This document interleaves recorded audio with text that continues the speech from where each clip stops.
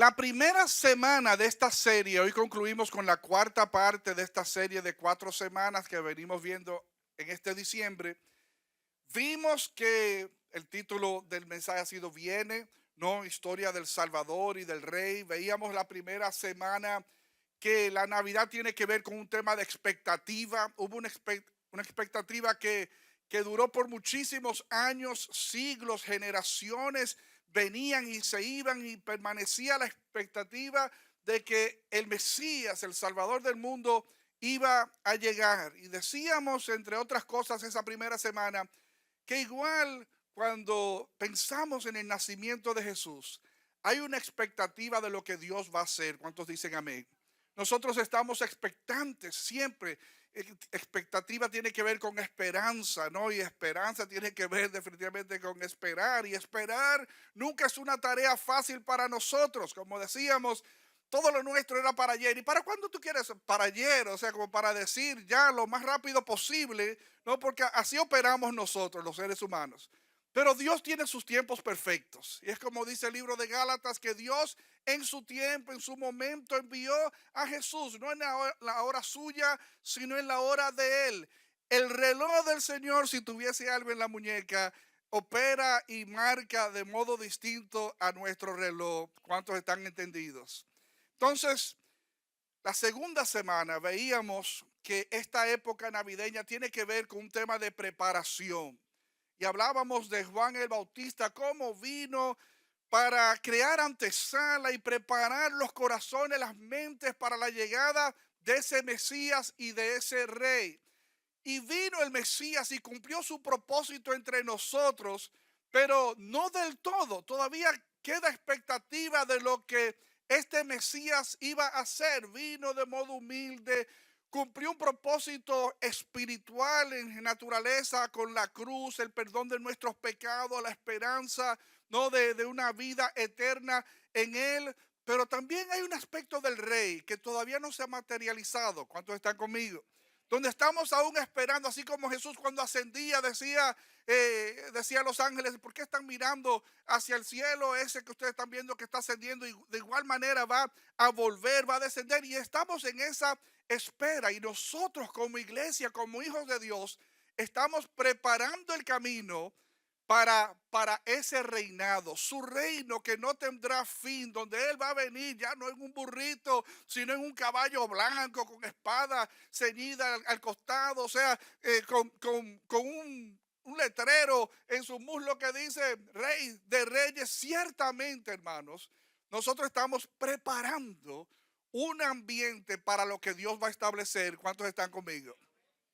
La última semana vimos un tema que tenía que ver con arrepentimiento, y yo enfaticé el tema de que la Navidad, la época navideña, requiere que nosotros entendamos que tiene que haber lo que la Biblia llama frutos de arrepentimiento. ¿Cuántos recuerdan el pasaje de Lucas 3? ¿No? Donde Juan, en conversación con las personas, él decía: es importante que ustedes den frutos de arrepentimiento y que no se alberguen meramente en decir nosotros somos de nuestro padre Abraham. Como mucha gente, ¿no? Que se llenan la boca pensando que su confianza espiritual, su seguridad eterna está reposando sobre pertenecer a determinada iglesia, a determinado movimiento. No, hermanos, la única persona que nos salva, entiéndase persona, no iglesia, no institución, es Jesús. La salvación es por medio de Jesús. Él es el camino, la verdad y la vida. Nadie se podrá acercar al Padre si no es por la persona de Jesús. De modo tal que decíamos, tienen que haber frutos de arrepentimiento, porque no podemos de la boca para afuera profesar arrepentimiento si no hay una muestra, una evidencia de que realmente nos hemos arrepentido. ¿Cuántos están conmigo? Y ahí Juan no intercambiaba con el público en general, con los publicanos, con los soldados. Les decía a los publicanos: no exijáis más de lo que deben. Al público en general le decía, el que tenga dos platos de comida, déjele uno al que esté necesitado, el que no tenga, o si tiene dos túnicas, déle uno a su prójimo. A los soldados le decía, no extorsionen a la gente de manera indebida. En fin, nuestra profesión de fe, si en esta época navideña estamos recordando lo que Jesús vino a hacer y lo que eso implica para nosotros en el día a día, tiene que significar, hermanos, que nosotros estamos sufriendo cambios, donde no estamos siendo los mismos, sino que hay una transformación que se está dando en nuestro ser. Ese es el tema de esta cuarta y última sesión de esta serie. Transformación, digan conmigo, transformación. Navidad tiene que ver con emprender una etapa nueva de transformación de vida. Es como la historia de la humanidad que está dividida en un antes y un después de Jesús. Igual manera, hermanos, cuando nosotros nos acercamos a Jesús, a la cruz, al perdón que hay en Él, tiene que darse un antes y un después. Tiene que haber de manera marcada un proceso de restauración a los planes originales de Dios para con nuestras vidas. Me han escuchado decir en algún momento que si yo fuese a resumir el mensaje de la Biblia, de la palabra de Dios, yo usaría el vocablo restauración. Porque para mí toda la historia de tapa a tapa en la Biblia tiene que ver con unos propósitos originales que Dios tuvo con la creación, que se troncharon debido a nuestra desobediencia, a nuestro pecado, y como fruto de eso hemos cosechado como sociedad mundial un sinnúmero de males. El inventario de males sería innumerable. Pero Jesús vino, hermanos, to make things right. Él vino para corregir lo que se había torcido, como leíamos la semana pasada, ¿no? Las cosas que se habían salido de los rieles, vino a restaurarnos. Y restauración tiene que ver con volver a su condición o a sus propósitos originales. Es como cuando usted agarra un carro destartalado del 1956 y está falto de pintura y de piezas y de mecánica, y usted tiene la visión de what did that car look like in 1956. O sea, ¿cómo se veía ese vehículo en el 56? Y usted comienza un proceso de restauración, de acondicionarlo para que cobre de nuevo no solamente la imagen, sino la esencia del carro que fue originalmente. En eso estamos nosotros, hermanos, en el 2024, siendo parte de un proceso de transformación que comenzó en la cruz, donde Jesús comenzó a restaurar nuestras vidas para que volviésemos a los planes originales de Dios.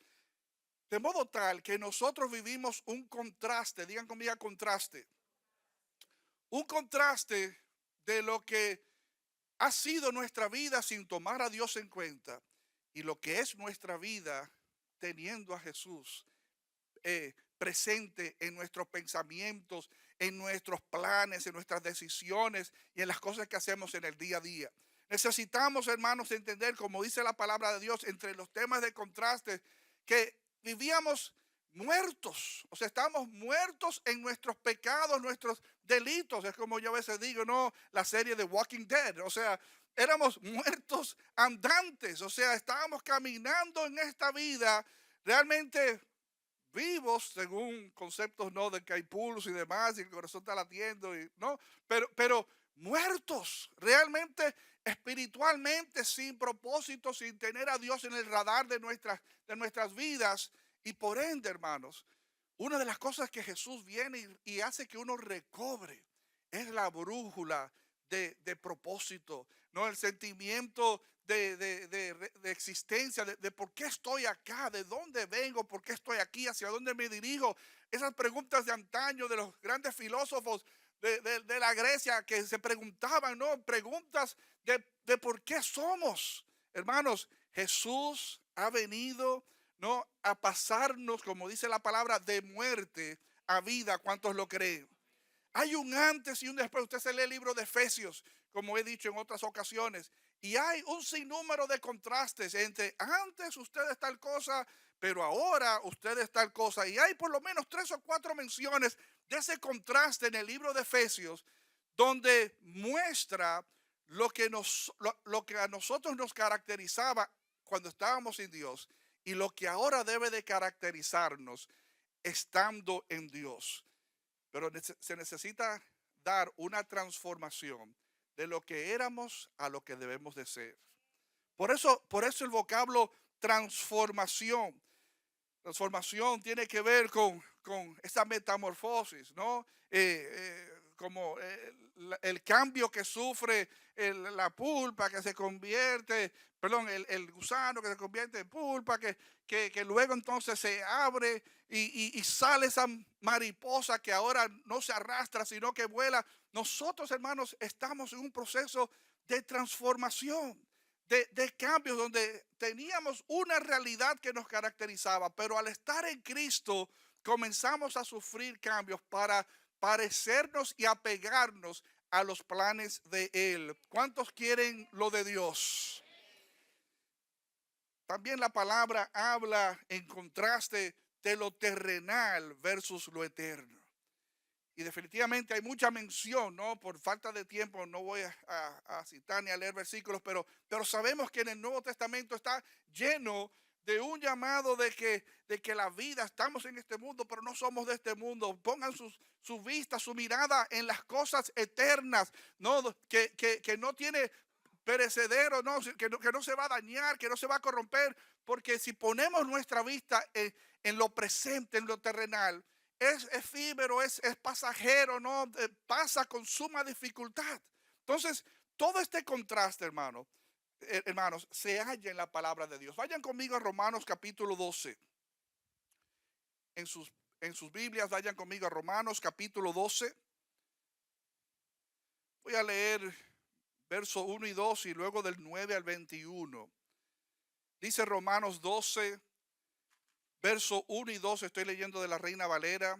Dice así el apóstol Pablo a los romanos, dice: así que, hermanos, os ruego por las misericordias de Dios que presentéis vuestros cuerpos en sacrificio vivo, santo, agradable a Dios, que es vuestro culto racional. ¿Qué está diciendo Pablo? Está diciendo: yo les ruego, ¿no? Como dicen en otras ocasiones el apóstol Pablo, les ruego encarecidamente, es como con un énfasis mira, de rodillas, por favor, háganme caso con lo que les estoy diciendo. Les ruega que nosotros presentemos nuestros cuerpos, no solamente en este contexto, porque hay contextos donde se está hablando del uso que se le da al cuerpo cuando habla de fornicación y demás, pero aquí cuando habla de cuerpo está pensando en nuestras vidas, ¿no?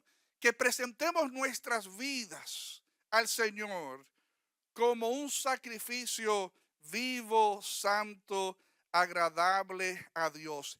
Esa tiene que ser, mis amados, la meta de todo cristiano. Si usted se considera cristiano, usted tiene que tener medio a medio en su frente el deseo, hermanos, de agradar a Dios con su vida. Y que su vida sea un reflejo, no de santidad, entiéndase que ha sido apartado para los fines de Dios. Que su vida sea una expresión de agrado a Dios. Que así como con Jesús, el Padre desde el cielo pronunció: este es mi Hijo amado, en quien tengo complacencia, en quien me complazco, ¿no? De quien tengo agrado.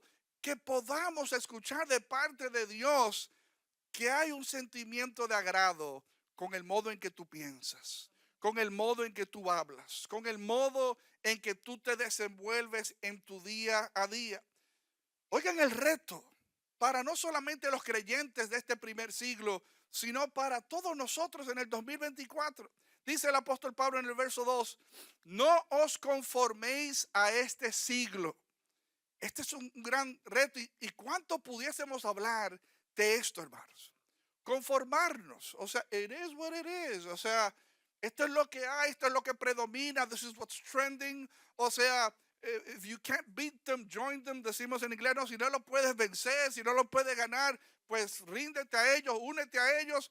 No, hermanos, no nos conformemos a este siglo, a lo que esté caracterizando en materia de pensamientos y valores, ¿no? Y de cosas que se hacen y que se aceptan. Hermanos, tracemos una diferencia entre lo que el mundo esté haciendo y lo que Dios espera de nosotros. No nos conformemos a este siglo, porque ¿saben lo que pasa cuando nosotros nos conformamos? Que significa que nos acomodamos. No es como en nuestros países, por lo menos en nuestros, los carros públicos, ¿no? Los taxis públicos. Cuando usted se monta, monta mucha gente. O sea, el chofer y adelante montan por lo menos dos. Los vehículos de antes, yo me recuerdo que cabían tres adelante, habían cuatro al frente. Y atrás, o sea, péguense como anoche, ¿no? O sea, y uno se acomoda en el asiento. Y cuando uno no está bien como sentado, el chofer dice, no te preocupes, de que pisemos el primer hoyo, todo el mundo se acomoda, ¿no? Eh, Hermanos, no nos conformemos. O sea, no nos acomodemos al sistema del mundo. Aunque te critiquen, aunque te señalen, aunque te etiqueten de cursi, de pariguayo, de salta para atrás, de idiota, no, de anticuado, de religioso. No, hermanos, no importa lo que pueda venir de allá para acá. Stand firm to your values. O sea, permanece fiel a los valores que tú has entendido de Dios. Y precisamente, hermanos, la transformación que necesitamos viene de un entendimiento. Díselo al que está a tu lado. La transformación que necesitamos viene de un entendimiento. Porque dice el verso 2, no se conformen a este siglo, sino transformaos. Digan conmigo, transformaos. Transformaos. Sufran la metamorfosis. Pasen del antes al después. Pasen de muerte a vida. Pasen de andar sus vidas de espaldas a Dios a vivirla de cara a Dios. De vivir vidas que lo dejan frowning, que lo dejan desalentado con el modo en que piensas y hablas y haces las cosas. Y seamos transformados por medio de la renovación de nuestro entendimiento. Necesitamos renovación, hermanos. Cristo significa renovación, transformación. Las cosas no pueden permanecer iguales. Sobre todo cuando hay un entendimiento, es como dice Santiago, dice que el que sabe hacer lo bueno y no lo hace, le es pecado. O sea, de las peores cosas que nos pueden pasar es saber, hermanos, tener un entendimiento de lo que Dios espera de nosotros y hacernos de la vista gorda. Y hacernos los chivos locos, como decimos los dominicanos, ¿no? Y no hacer caso a los semáforos que Dios nos pone de por medio y llevarnos todas las luces en rojo a cuentas mías, porque eso es lo que todo el mundo hace, porque es lo que yo siempre he hecho. O sea, y no voy a querer nadar en contra de la corriente, pues guess what? O sea, el creyente necesita hallarse nadando en contra de la corriente. Si nosotros nos dejamos llevar por la corriente de este siglo y nos dejamos conformar a lo que esté en boga en la sociedad, hermanos, vamos a terminar no agradando al Señor. Renovación de nuestro entendimiento. ¿Saben qué? Que a veces en los círculos cristianos, evangélicos, etcétera, a veces se apalea mucho el concepto del entendimiento. Porque decimos, no es un asunto de head knowledge, ¿no? De conocimiento de cabeza, sino es un asunto de corazón.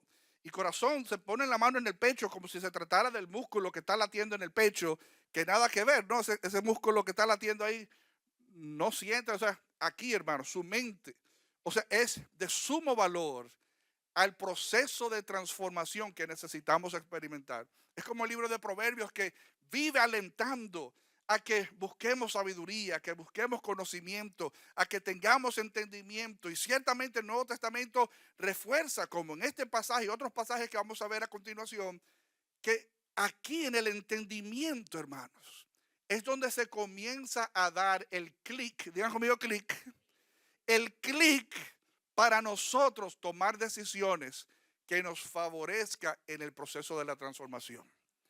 Renuévense por medio de su entendimiento para que puedan comprobar, dice el apóstol Pablo, cuál sea la buena voluntad de Dios. ¿Cuántos quieren la buena voluntad de Dios? Porque si lo que queremos es la buena voluntad, bueno, no la voluntad del artista que está de moda, si lo que queremos es la voluntad del cantante, la cantante, no del actor, del deportista, del político, hermanos, no nos interesa pensamiento humano, no se interesa lo que piensa Dios. Que anhelemos, hermanos, como decíamos la semana pasada, como dice el Señor, mis pensamientos no son vuestros pensamientos.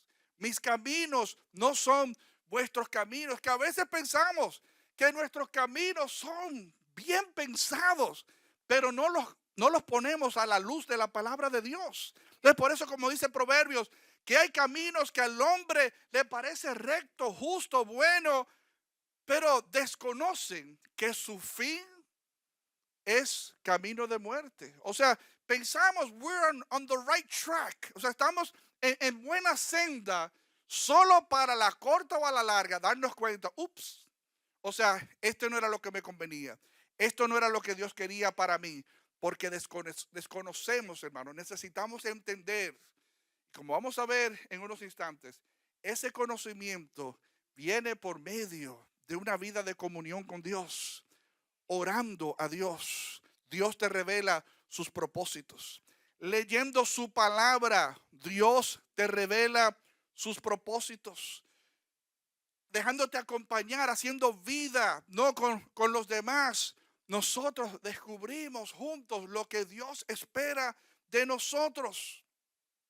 Salto al verso 9, ahí mismo en Romanos 12, verso 9. Porque Pablo comienza a describir un poco las cosas que deben de darse en materia de contraste, ¿no? Si nos ponemos, ¿no?, a buscar la buena voluntad de Dios, que es buena, agradable, perfecta, necesitamos entonces que eso se comience a reflejar en los frutos de arrepentimiento. ¿Cuáles son los cambios que se van a dar en nuestro día a día que nos va a separar de lo que éramos antes, donde no tomábamos eso en cuenta? Oigan lo que dice a partir del verso 9. Su amor sea sin fingimiento. Y a veces nosotros, ¿no?, somos muy buenos. O sea, sí, que sé yo, qué maldito desgraciado. O sea, o sea, y damos la mejor sonrisa, ¿no? Y estamos ahí, pero por dentro, hermanos, hay un disconnect. O sea, lo que estamos diciendo a lo que estamos sintiendo son dos mundos aparte, hermanos. Entonces, nuestro amor tiene que ser sin fingimiento. Aborrezcan lo malo. Hermano, eso tiene que caracterizar al Hijo de Dios. Para eso vino el Señor. Para volvernos a los planes originales del Padre, que un día se va a dar de manera completa. Porque dice la palabra de Dios que habrán cielos nuevos y tierra nueva, ¿no? Y Él va a establecer un nuevo orden de cosas. Va a haber un corte total con lo que nos es conocido, ¿no? Y una vez y por siempre, por la eternidad, va a establecer una nueva línea, ¿no?, de parámetros y expectativas y de realidad de nuestras vidas. Sin embargo, hermanos, aquí necesitamos ser creyentes que aborrezcamos lo malo. O sea, que tengamos, es como dice la palabra de Dios, que tengamos el discernimiento entre el bien y el mal, como dice Hebreos. ¿Cuántos están conmigo?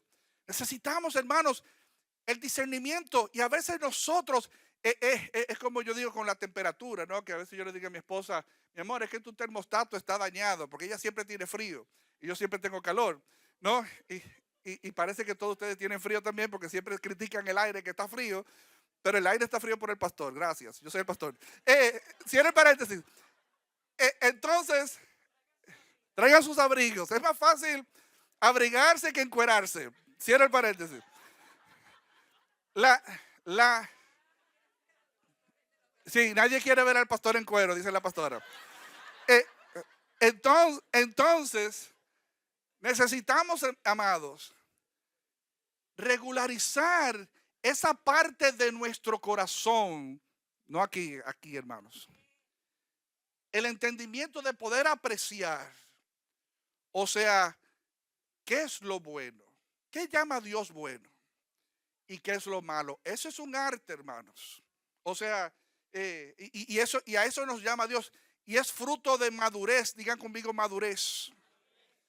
Por eso un niño no tiene un buen discernimiento entre lo bueno y lo malo. ¿Cuánto está conmigo? Por eso meten el tenedor en los enchufes de la pared. Because they don't know better. Porque no saben lo que les conviene. Por eso se acercan a un perro medio bravo, ¿no? Y se acercan queriéndole tocar. Y uno, hey, porque no saben, hermanos. Porque están faltos de entendimiento y no tienen la capacidad de diferenciar entre lo bueno y lo malo. Ustedes saben que hay cristianos a veces, no que son bebés y que tienen 1, 2, 3 años en el Evangelio, tienen 7, 10, 15 años en el Evangelio y tienen cero discernimiento. Están atrofiados mentalmente, son incapacitados para discernir lo que agrada a Dios y lo que no agrada a Dios. Lo que Dios llama bueno y lo que Dios llama malo. Necesitamos, hermanos, pedirle al Señor, Señor, dame la capacidad de discernir entre lo bueno y lo malo. ¿Cuántos están conmigo? Dice verso 10, amaos los unos a los otros con amor fraternal. En cuanto a honra, prefiriéndoos los unos a los otros. A veces no andamos con esa actitud, hermanos, de amar a los demás y de honrar a los demás. Nos servimos primero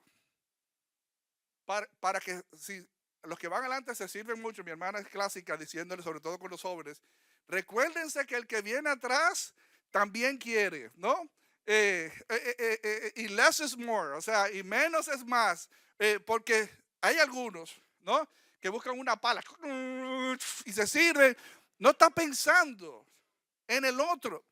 Y en materia de honra, ¿no? Como dice aquí, prefiriéndoos unos a los otros.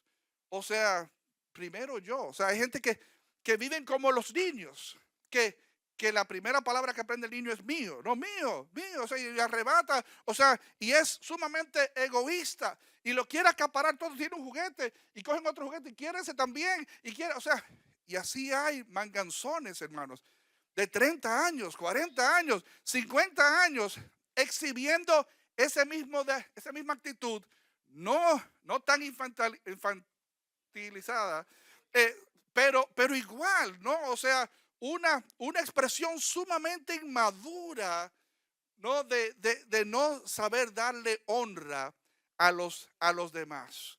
Esto tiene que caracterizar al creyente en lo que requiere diligencia, no perezosos. Oh, wow. Tenemos que aprender de eso también, ¿no? ¿Cuántas veces somos laid back? O sea, we procrastinate, ¿no? O sea, y retardamos las acciones que son para hoy, no para mañana. Y mañana le marchamos, y si no pasado, y se nos pasa, y nos lo recuerdan. I've been guilty. O sea, yo he sido culpable de esto, y mi esposa a veces me lleva soga corta. Necesitamos, hermanos, aprender en cuanto a lo que requiere diligencia, no ser perezoso. Esto es parte, hermanos, de arreglar el make-up, o sea, de arreglar la composición de quién uno es como ser humano, de modo práctico en todos los órdenes de la vida. No es aquí entre las cuatro paredes de la iglesia, no, en tu casa, en tu trabajo, con tu familia extendida, con tus vecinos, con tus amigos. Estas cosas se tienen que exhibir. Siempre digo, es tan fácil aquí entre nosotros poner nuestra mejor cara, por no decir careta, nuestra mejor cara.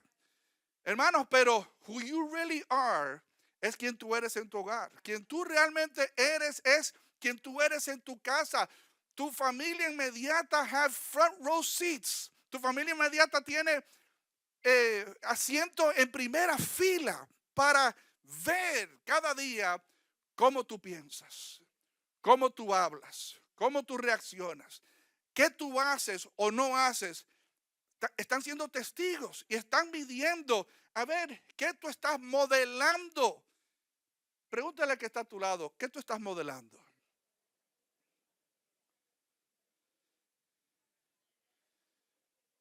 Sigue diciendo el apóstol Pablo, no solamente en lo que requiere diligencia, no seamos perezosos, sino que dice fervientes en espíritu, sirviendo al Señor. Oh, fervientes en el espíritu, sirviendo al Señor. A veces nosotros estamos solamente felices recibiendo del Señor. Voy a decir de nuevo, es un poco amenes. A veces solamente estamos contentos recibiendo del Señor. Pero no pensamos, ¿cómo yo puedo servir al Rey? Porque parte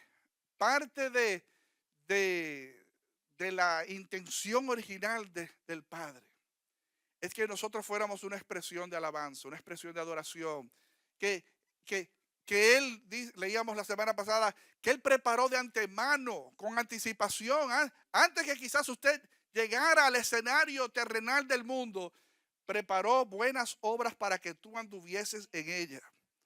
Y a veces nosotros interpretamos eso como déjame ver qué me trae el día a día, o sea, y algo haré, ¿no? Para contribuir, no, hermanos.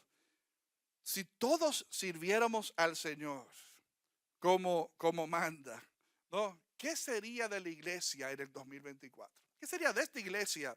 ¿Qué sería de la iglesia en sentido general? ¿Qué impacto tendríamos en la sociedad mundial si no solamente el 20% de una iglesia hiciese lo que el otro 80% está recostado, siendo perezoso y no diligente con lo que tienen que hacer? ¿Están conmigo? O sea, necesitamos, hermanos, empantalonarnos en ese sentido para, con espíritu ferviente, ¿no? Espíritu ferviente, ¿no? Con buen ánimo, vamos arriba, vamos a esto, ¿qué es lo que hay que hacer? O sea, no, ay, ojalá que no me pidan que colabore con eso, porque realmente, sí, y hay gente que piensan así, hermanos. Hay gente que se le ve en la cara.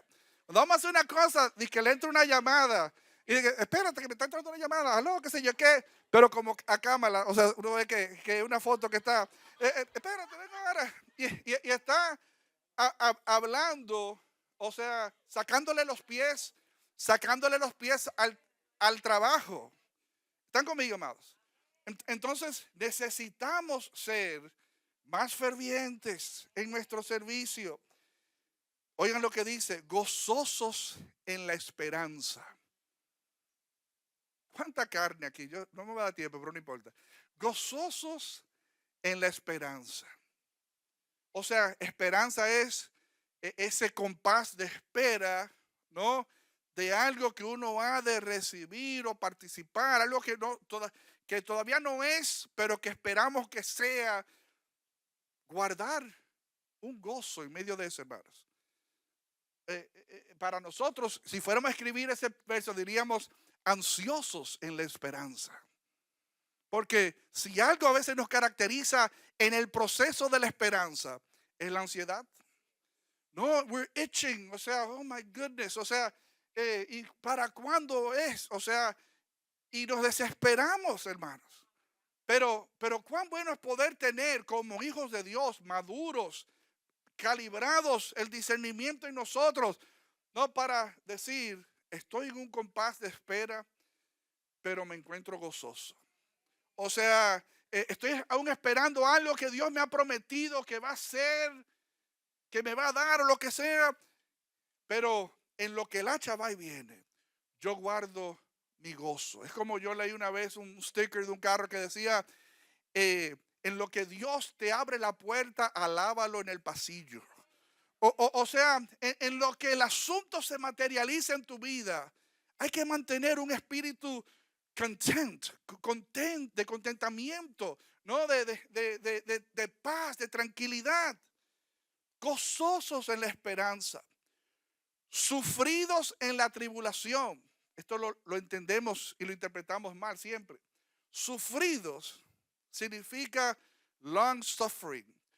Tiene que ver con paciencia. Pacientes en la tribulación es lo que realmente está diciendo ahí. No está diciendo sufran, lloren, compunjan. Oh, Dios mío, esto sí es fuerte la tribulación.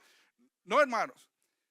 Lo que está diciendo es, o sea, sean pacientes, long suffering, que significa en inglés sufrimiento a largo plazo. Pero es una expresión que tiene que ver con paciencia. Hold on. O sea, en medio de tu tribulación, de tu prueba, que es real, no te lo estás imaginando, no tienes que ir al psiquiatra. Qué difícil este tramo que te está tocando. Pero en ese proceso, hermanos, tú necesitas la paciencia. Respira profundo. No, el sol va a volver a salir. Esto no se va a acabar aquí, no se va a terminar aquí. No te vuelvas loco, no te tires de la barca. No mates al hijo o al esposo. O sea, tranquilo. O sea, que Dios está en control de tu vida y de tus circunstancias y de tu tribulación. Constantes en la oración. Todas estas son características, hermanos, del que sufre transformación. Del que va de un antes a un después en Cristo. Constantes en la oración. Yo soy de lo que estoy convencido cuando dice el apóstol que no tenemos lo que queremos porque no pedimos. A veces en la mente, o sea, decimos, voy a orar por tal cosa, pero real y efectivamente nunca oramos por eso. Solamente es un pensamiento y un deseo. ¿Cuántos están conmigo? ¿Cuánto le ha pasado? A mí me ha pasado muchas veces. O sea, donde tengo algo que yo sé que tiene que ser motivo de oración, pero real y efectivamente nunca lo llevo a la práctica. Nunca oro específicamente, Señor, y tal cosa, Padre, te presento. O sea, hace esto, abre, cierra, lo que sea. O sea, no articulamos la oración constantes, hermanos. En la oración, el creyente tiene que estar caracterizado no por estar de rodillas, atrincherado, orando, presentando sus necesidades antes del Padre. Dice, constantes en la oración, compartiendo para las necesidades de los santos, practicando la hospitalidad. O sea, fíjense otras características. O sea, ser generoso, ser misericordioso, ser bondadoso con los necesitados, practicando la hospitalidad, ser una persona que abras las puertas de tu casa, que invites a los demás a hospedarse, a albergarse, a coger refugio bajo tu techo. Dice el versículo 14, bendecid a los que os persiguen, bendecid y no maldigáis. Hermanos, este es el contraste. Antes, el que me perseguía, o sea, llevaba, lo rellenaba, le decía lo que fuese, no, I'll give him a piece of my mind. O sea, le daba un pedacito de mi mente y de mi sentimiento. No, hermanos. O sea, el contraste no es, no lo maldigas, sino bendícelo. Pero, Lord goodness, o sea, qué difícil es eso a alguien que te esté persiguiendo y haciendo la vida imposible. Pero Jesús lo modeló, hermanos, desde la cruz. Ahí estaba Jesús en la cruz y sobremiró a todo el público presente. Y supo decir, Padre, perdónalos. No, y estaban injuriando y diciendo todo tipo de males. O acábate de morir, falsante. O sea, el ladrón malo, los dos eran malos, pero lo que uno llama el ladrón malo, o sea, acusándonos, si tú eres el Hijo de Dios, sálvate a ti y a nosotros de paso. Hermanos, ante todo este público opositor, tuvo la capacidad de no maldecir, sino de bendecir. Hermanos, a veces, como dicen por ahí algunos memes y stickers, a veces duele más el perdón que la venganza.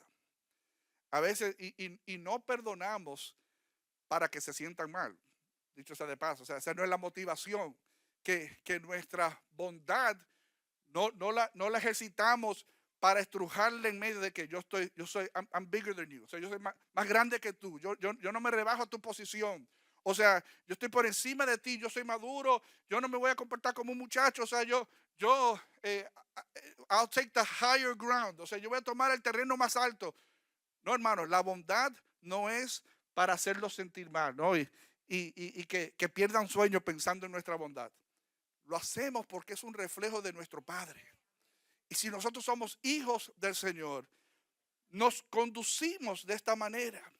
Gócense con los que se gozan. A veces no nos sabemos gozar con el que se goza.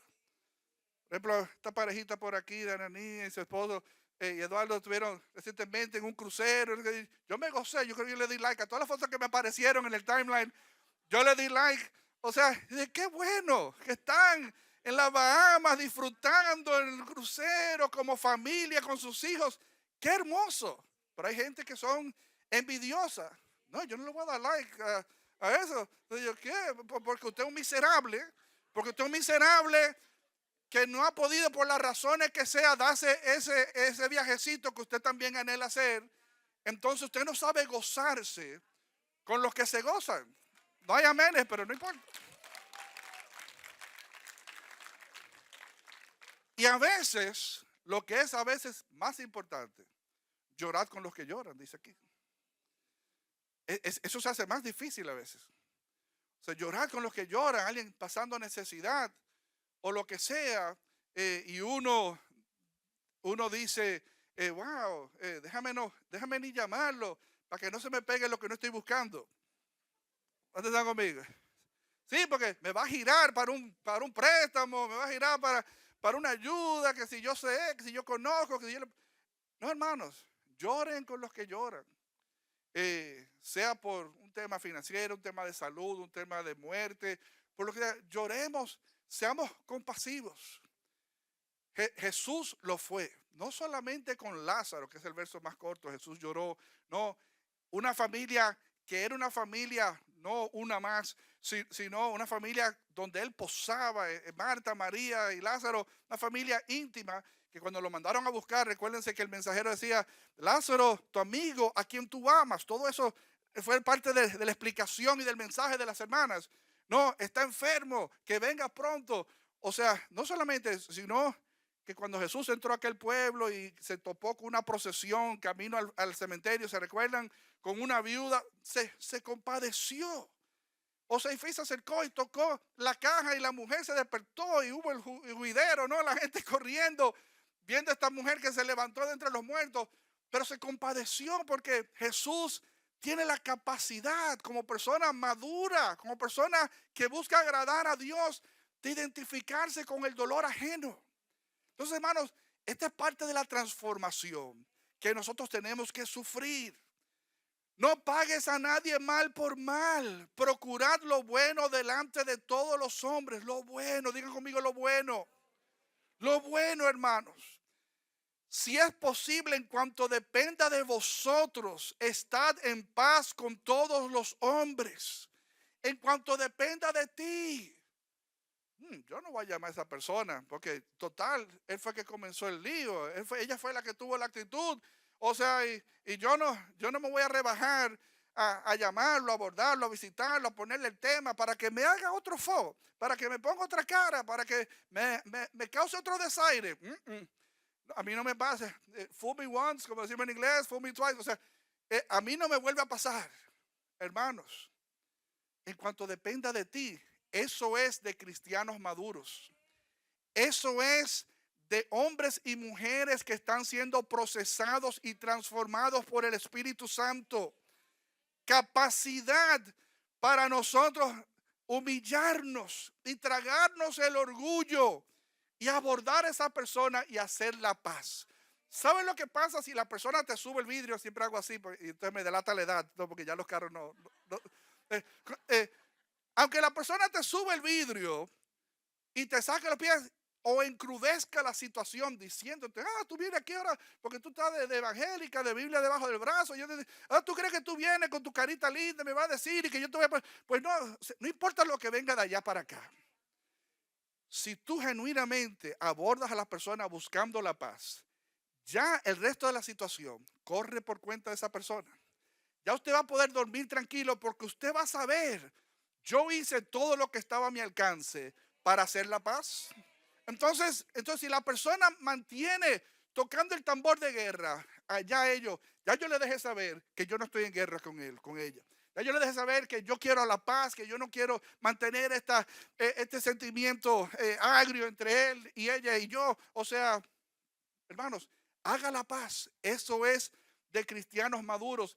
Eso es de personas que han sufrido un proceso de transformación. Porque ¿cuántos de nosotros, hermanos, no tenemos el testimonio diciendo, ay, si esto me hubiese pasado en otra época donde yo no tuviese el Señor? ¿No? O sea, digan la verdad. O sea, y a veces nos sale el viejo hombre pensando en eso. O sea, salivamos en la boca. O sea, como el perro de palo. O sea, nos entra una estimulación pensando, wow, o sea, me lo hubiese comido viva en otro tiempo, pero gracias a Dios el Señor está en mi vida, en mi corazón, y ya estoy, ¿no? Pero hermanos, necesitamos, hermanos, revestir cada vez más un proceso de transformación. A como yo lo esté haciendo hoy, yo espero para el 2025 hacerlo mejor. En el 2026 hacerlo aún mejor. En el 27 mucho, porque debemos de ir en un proceso constante de maduración, de crecimiento en el Señor, para parecernos más a Él y estar caminando en su buena voluntad, que es buena, agradable y perfecta. No os venguéis vosotros mismos, amados míos, sino dejar lugar a la ira de Dios. But there's no pleasure in that. O sea, diría uno, no, dejar que no te vengas, sino déjeselo al Señor. Señor, delégamelo a mí. O sea, déjame yo, o sea, ayudarte. Ahí pues, tú tienes mucha gente de quien vengarte. Déjame yo, o sea, dame este gustico. No, hermanos, no se dé ese gustico. O sea, la venganza en todo caso el Señor. ¿Y saben lo bueno? Que ojalá que la persona se arrepienta y la venganza de Dios nunca llegue a su vida. Y ahí sí nos incomodamos a veces, fruto de nuestra falta de crecimiento, como Jonás. O sea, que fue con un mensaje de condenación para la gente de Nínive, ¿se recuerdan? Y le comunica por su mal proceder, por no tomar a Dios en cuenta, por andar de espaldas a Él, por su pecado. Dios va a traer juicio en contra de ustedes. Y lo dijo, o sea, todo pulmón. Y entonces cuando ellos se arrepienten ante el anuncio y le piden al Señor perdón, Dios los escucha porque fiel es justo Dios, ¿no? Para perdonar nuestros pecados si los confesamos. Y Dios dice, ok, borrón y cuenta nueva. O sea, no les voy a hacer lo que dije que les iba a hacer. Y Jonás, pero, o sea, por eso yo no quería venir. Porque me puse ahí de gallo loco a dar un mensaje tuyo. Y medio por dentro hubiésemos querido ver a Dios arremeter contra esa nación que fue mala y malagradecida. Hermanos, ojalá nuestros enemigos reciban el perdón de Dios.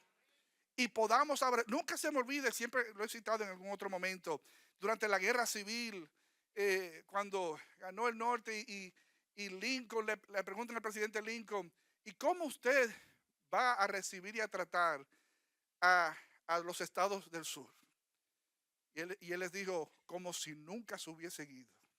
Bueno, es una lectura que yo he hecho siempre de esa etapa de la guerra civil, que me llena de un sentimiento de valor. O sea, como si nunca se hubiese. No, ese es el corazón del padre con el hijo pródigo. O sea, vuelve arrepentido, le perdono del todo, como si no se hubiese ido. No, ahora tú estás de castigo. Ahora tú tienes que vivir en la casita de atrás. Si yo qué, en vez de 3 comidas calientes, te voy a dar 2 comidas y van a ser frías. No, hermanos. O sea, no hay un sentimiento de venganza, como si no se hubiese ido. Nos recibe de nuevo el Señor. Ojalá nosotros con nuestros enemigos, como si no se hubiesen ido, los podamos recibir de vuelta. Mía es la venganza, yo pagaré, dice el Señor. Así que si tu enemigo tuviere hambre, dale de comer. Si tuviere sed, dale de beber. Pues haciendo esto, ascuas de fuego amontonarás sobre su cabeza. No seas vencido de lo malo, sino vence con el bien el mal. Hermanos, discernir y descubrir el bien en todas las circunstancias de nuestras vidas es imprescindible. Poder discernir cuál es el bien, qué es lo que agrada a Dios en esta circunstancia. Cierro con Efesios capítulo 4, vayan conmigo rápidamente allí, Efesios 4, versículo 17 en adelante. Quiero solamente enfatizar unas cuantas cositas de ese pasaje. Efesios 4 a partir del verso 17. Dice así el apóstol Pablo: esto pues digo y requiero en el Señor, que ya no andéis, digan conmigo, que ya no andéis como los otros gentiles. Esas personas que andan de espaldas a Dios, ¿no? En el pensamiento de este primer siglo estaba el pueblo de Dios, ¿no? Los que eran de sangre hebrea, y todos los demás eran gentiles. Todas las naciones, independientemente de dónde estaban y qué creían y demás, eran gentiles. Gentil era todo el que no pertenecía al pueblo de Dios. Traspolándolo, ¿no?, a nuestro tiempo. No andemos, hermanos, como los que no conocen a Dios. O sea, tiene que haber un contraste, tiene que haber un volver a la senda antigua, tiene que haber un proceso de transformación de cómo éramos antes a cómo somos hoy. Ya no andéis como los otros gentiles que andan en la vanidad de su mente, teniendo el entendimiento entenebrecido. Y de eso se trata, hermanos. Por eso tenemos que ser renovados en nuestro entendimiento, porque está entenebrecido. Entiéndase, está oscurecido. O sea, no hay luz. O sea, estamos a ciegas. Cierren los ojos, o sea, estamos a ciegas. No podemos ver ni entender lo que tenemos por delante. Nos falta revelación de lo que Dios quiere de nosotros. Dice aquí, están ajenos de la vida de Dios. La vida de Dios, hermanos. Necesitamos la vida de Dios en nuestras vidas. La vida de Dios no puede estar ajena, entiéndase, lejos, distante de nosotros. La vida de Dios tiene que gobernar nuestras vidas. Por la ignorancia que en ellos hay, por la dureza de su corazón, los cuales, después que perdieron toda sensibilidad, se entregaron a la lascivia para cometer con avidez toda clase de impureza. Mas vosotros no habéis aprendido así a Cristo. Y yo les digo, a quien le quepa y le sirva el saco que se le ponga, tú no has aprendido así de Cristo. De modo tal, tú no puedes andar como un cualquiera. Tú necesitas estar en los rieles de la transformación. Si en verdad, dice el versículo 21, le habéis oído y habéis sido por él enseñados conforme a la verdad que está en Jesús. Que a veces nos enseñan y nos entra por aquí y nos sale por aquí. A veces no es por falta de enseñanza. Es que no acatamos la enseñanza, no aplicamos la enseñanza. O sea, por eso dice la palabra, no seamos solamente oidores de la palabra de Dios, sino hacedores. De nada me vale conocer y recitar libros de la Biblia, como se ha sabido ver personas que se recitan versículos. Yo me recuerdo una vez en un ministerio con el que trabajé de Wyvern, en un barco, una persona que, haciendo una escuela de entrenamiento y discipulado, se llama, le tocó aprenderse el libro de Efesios completamente. Y yo llegué a escucharlo, and I was amazed, estaba sorprendido. O sea, y yo estaba siguiéndole, o sea, en mi Biblia física, porque no había celular. Y ahí estaba yo viendo, o sea, y él estaba recitando word by word. I was amazed, wow, o sea, este tipo realmente está aprendido el libro de Efesios completo. Necesitamos, hermanos, ser enseñados, conocer lo que la palabra de Dios espera de nosotros, pero no head knowledge. Ahí sí vale el comentario de head knowledge. No es solamente conocer por conocer, porque si el entendimiento no va acompañado de una acción, el entendimiento realmente entra en cuestión. O sea, es cuestionable si ha habido entendimiento, porque el entendimiento no es conocimiento. El entendimiento es el conocimiento llevado a la práctica. El conocimiento llevado a a la aplicación. Y dice, mas vosotros no habéis aprendido así a Cristo, dice el versículo 20. Versículo 22 dice, en cuanto a la pasada manera de vivir, despójense del viejo hombre que está viciado conforme a los deseos engañosos y renuévense en el espíritu de vuestra mente. Fíjense que de nuevo hay una renovación de la mente. Necesitamos, hermanos, estar al tanto. What does God expect of me? ¿Qué espera Dios de mí? Y eso es lo que me va a llevar, ¿no?, a vivir una vida de agrado a Él. Hay que desechar, desvestirnos y vestirnos del nuevo hombre en Cristo. ¿Cuántos dicen amén?